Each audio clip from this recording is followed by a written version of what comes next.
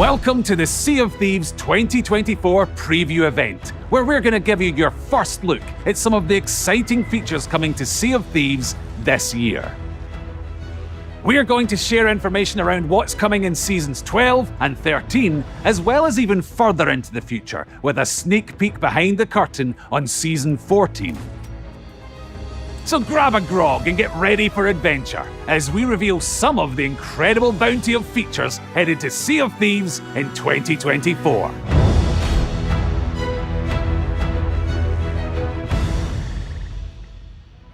Sea of Thieves is a pirate sandbox adventure game where players create those stories together. And in the world of Sea of Thieves, there are tools and items that may seem simple on the surface, but when they're in the hands of real players who are playing in their own way and bringing their creativity, it really showcases that the sandbox is more than the sum of its parts, as it creates these memorable stories. This year, in 2024, our focus is on giving you more tools, more possibilities, and with that freedom out on the waves, give you the possibilities to have these amazing moments and really changing up the core moment-to-moment gameplay of the sandbox.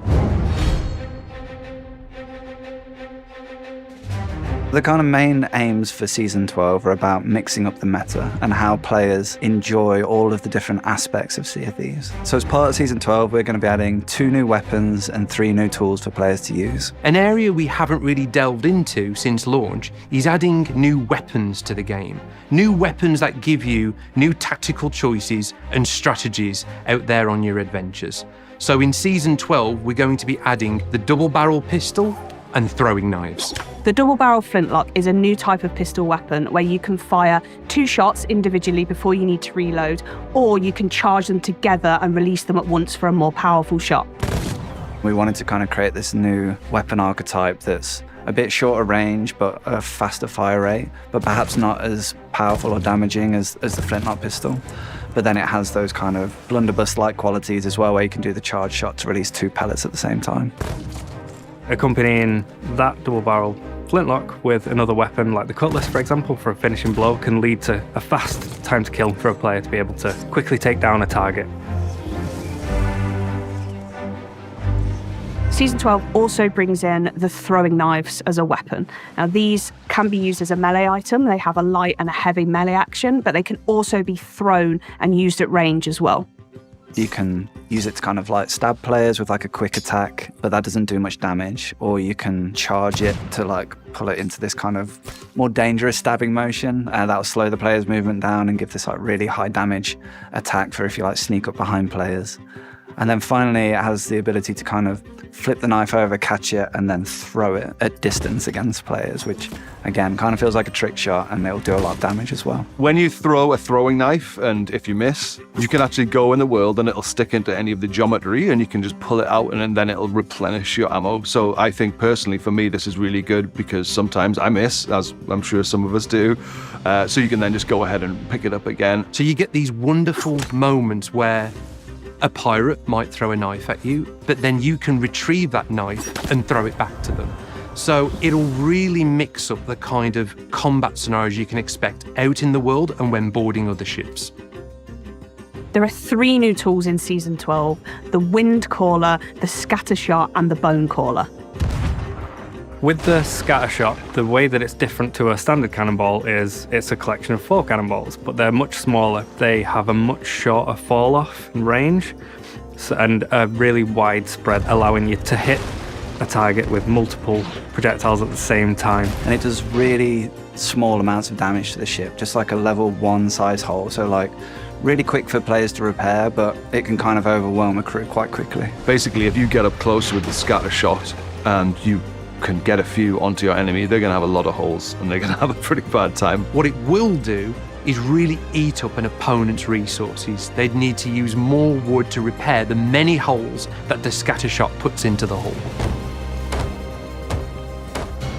So the Bone Caller is an awesome new throwable that players can wield, and they can throw that on the floor, and when it smashes, all these kind of bones come out, and then skeletons spawn around the player in allegiance to them, and they'll actually fight beside the player against enemy players and enemy AI. Now you might not be going straight for just a normal cannonball or a chain shot. You might in fact go straight for the bone caller, so you can have some skellies that are on your side on that ship, sort of messing things up for that crew. You could use fire to fight fire. So if somebody shoots a bone caller across the sea at your ship and they spawn in, if you have your own bone caller, you could throw that down on the deck and have your own skellies go and fight those to take them out for you so that you don't have to. I mostly play solo, and to be able to spawn literally anything that is friendly to my cause while I'm playing is a massive positive. So I'm kind of looking forward to that, and I'm sure that other players will find ways to make use of it as well.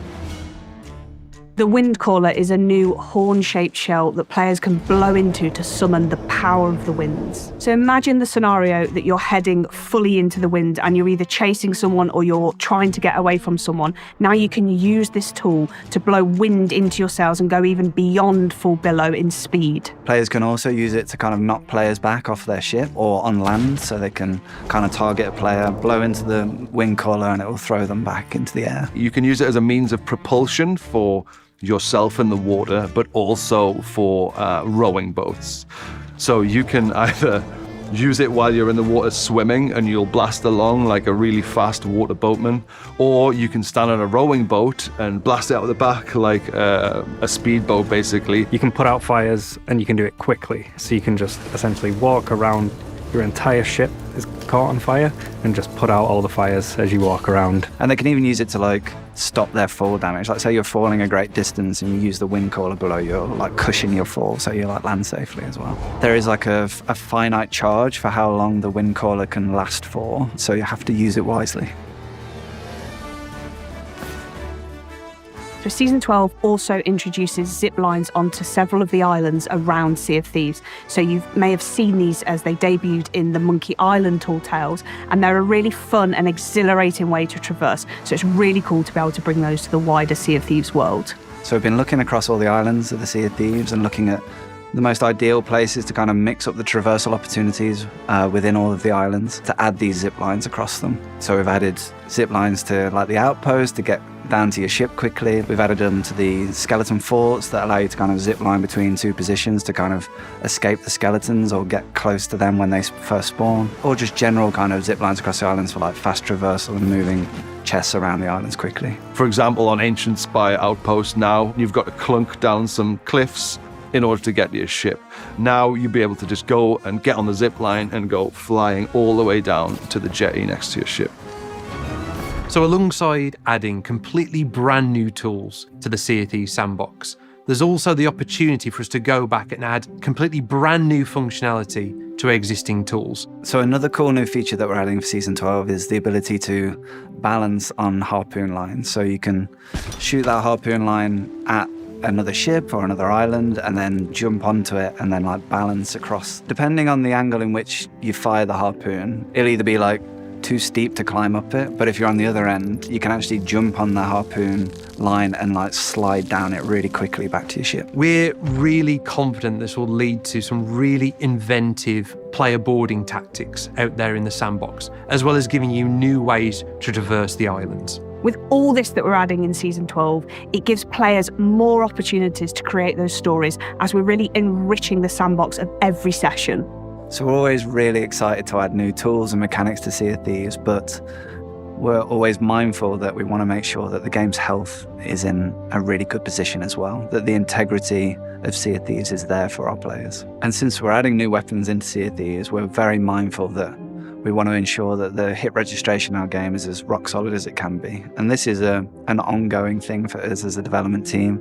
We're constantly putting time and effort into this area to try and make it as robust as possible. In the past, we've borrowed time from feature teams to address issues in the core experience, but it's always taken a back seat to the features that those teams are working on.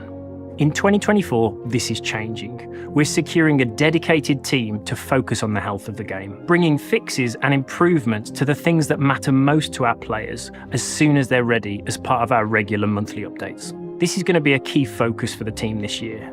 We want your Sea of Thieves experience to be the best that it can be. Adding new loadout choices as part of upcoming seasons shows our commitment to making encounters between players a more dynamic and fun experience. But crucially, this all has to operate on a stable combat system. We know that there's still plenty of work to do here, but this remains a top priority for our team. March's update delivered Easy Anti-Cheat, an industry-leading anti-cheat solution designed by Epic. This solution evolves over time, keeping up with cheat developers, blocking them at every turn. This is really, though, just the first step at improving the player experience here in Sea of Thieves.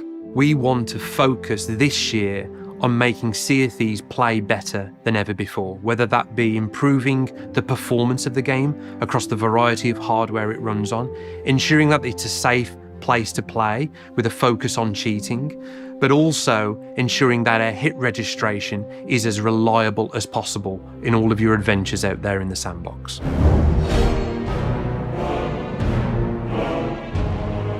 So Captain Flameheart has been a staple and important character of Sea of Thieves for many years, appearing in our novels and appearing in our many tall tales and expanded fiction. With Season 13, this brings the return of Captain Flameheart to the Sea of Thieves.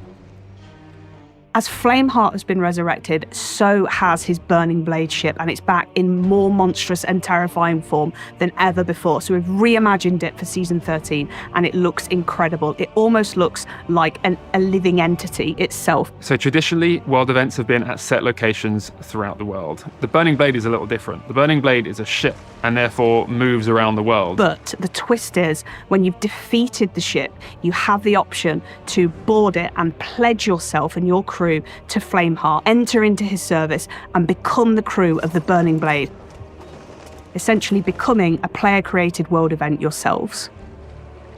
So obviously we have to go in big with this one. At a base, it is larger and more formidable than any ship we've seen on the waves. This ship has 10 cannons. It has a statue room dedicated to Flameheart at the back. It has a balcony where Flameheart likes to take in the view every morning with his coffee. And most importantly, it's got a massive flamethrower at the front. Players will be able to pull a lever on their ship and fire 2 massive balls of fire out the front of their ship, which is really interesting because we've never actually had an offensive weapon that's frontal facing before. So I think this is going to create some really interesting dynamic naval combat situations. So once you take over the Burning Blade, you are on this really powerful warship, and you have a skeleton crew helping you as well. So even smaller crews have every chance of crewing the Burning Blade because the skeletons will come to your aid. So you could have skeletons repairing while you're on the cannons firing at enemies, which is excellent. But it's not just about sailing around the world, which of course you can do. It's about completing orders in service of Captain Flameheart. So around the world, there'll be numerous skeleton camps. You'll notice the Reapers have been conducting excavations on the surface, and they've been dragging up all sorts of ancient artifacts and ancient secrets from below the surface. Underground, there's basically a chamber with a prism that the players can control to draw out constellations on the ceiling in order to help the ritual come to completion and get that knowledge of the ancients. Each of these temples contains the secrets of the ancients, secrets that Flameheart wants above anything else. And as part of taking control of the ship, you'll be able to sail around the world, visit these ancient temples deep below these skeleton camps, engaging new puzzle gameplay, discover treasures, but what you're really after is the Orb of Secrets, a new treasure artifact that Flameheart wants. Collecting these secrets will add tribute to the Burning Blade ship. The more tribute that you collect, the more value will be aboard the Burning Blade. But you will lose the Burning Blade if it sinks or when you choose to go and cash that tribute in to Flameheart. So it's really up to you how long you think you can hold on to it with that risk reward, because everybody in the world is going to be coming for you. They're going to know you're in there and know you've got high value. So it really becomes this dynamic player-created world event with players versus players in the sandbox. So even though you can visit these skeleton camps while in control of the Burning Blade, it's not only tightly wedded to that new gameplay, players can also visit them anytime in their adventures. So should players visit these skeleton camps when they're not the crew of the Burning Blade, the skeletons won't be too happy that you've found a way inside these camps, and you'll be engaging in a combat-focused encounter to discover its secrets. What's really exciting about Season 13 is the interplay of the features and the way that they'll bring players together and combine to create new stories. And whether you're the crew of the Burning Blade who wants to protect it, or everyone else who wants to take it down and steal that value, everything in Season 13 will bring you together.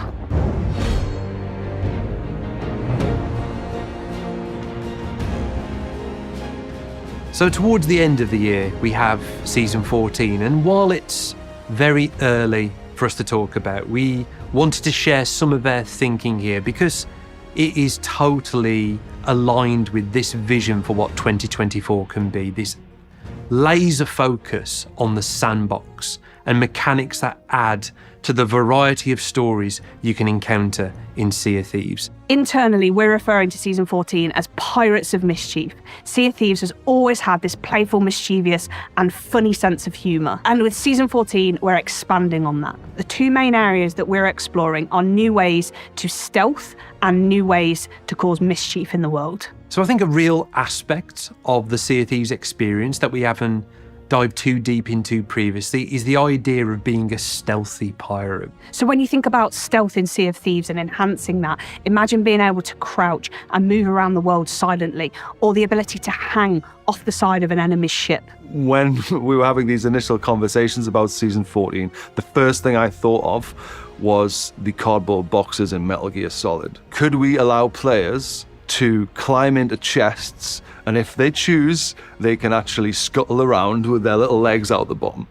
And also, if they choose to, keep the ruse up, could other players come along and pick them up like a normal loot chest or treasure chest or whatever and take it onto their ship? So another cool thing that we've been working on is the blow dart, which is another new weapon that players can wield from the armory and use that to kind of sneak aboard enemy ships and fire kind of these custom darts into players that will do different effects. So imagine a blow dart that tracks whatever it sticks to, whether that's a ship, a chest, an item, a player. Ones that could potentially lure skeletons to a specific position, so you can throw a firebomb in there, or explode a gunpowder keg, or darts that can trigger specific sound effects, which is quite evil and cunning, where you could board an enemy ship and shoot the capstan and it sounds like it's dropping, or shoot the ladders and it sounds like someone's climbing up them. And then thinking about some of the ways that we want to add more mischief to the world, one of these is the idea of traps. So much like the kind of blunderbombs or firebombs, we've been thinking about them being this kind of throwable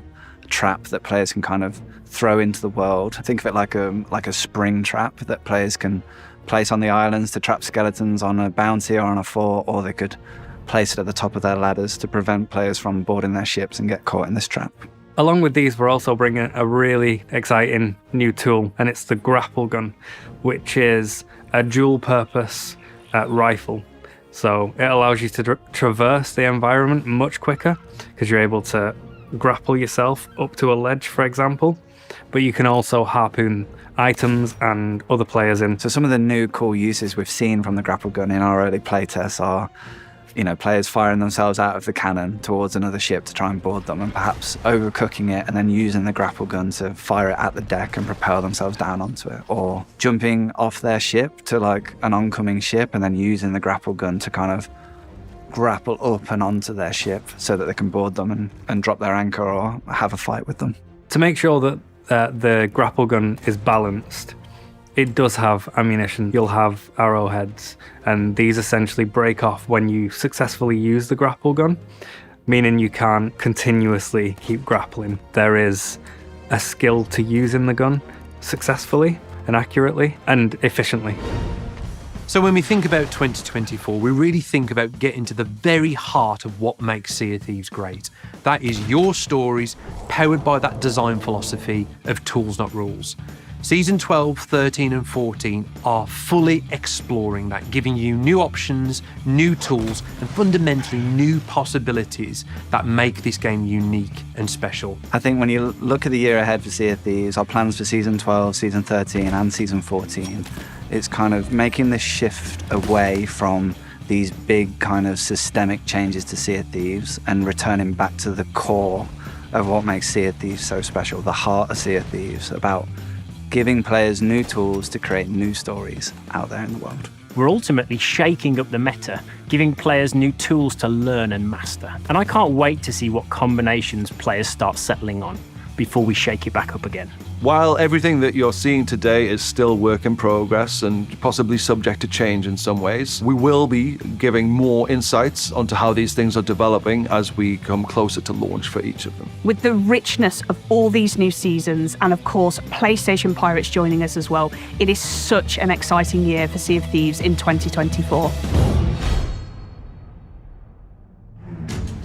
Thank you for joining us for the Sea of Thieves 2024 preview event. We hope you've enjoyed this sneak peek at what's coming throughout the rest of the year. There's still a lot more to reveal for these seasons, so keep an eye on the horizon as we'll have more to share closer to each season's launch. For more information and to keep up to date with what's new in Sea of Thieves, check out our social channels. So until our paths cross again, happy sailing, and we'll see you on the seas.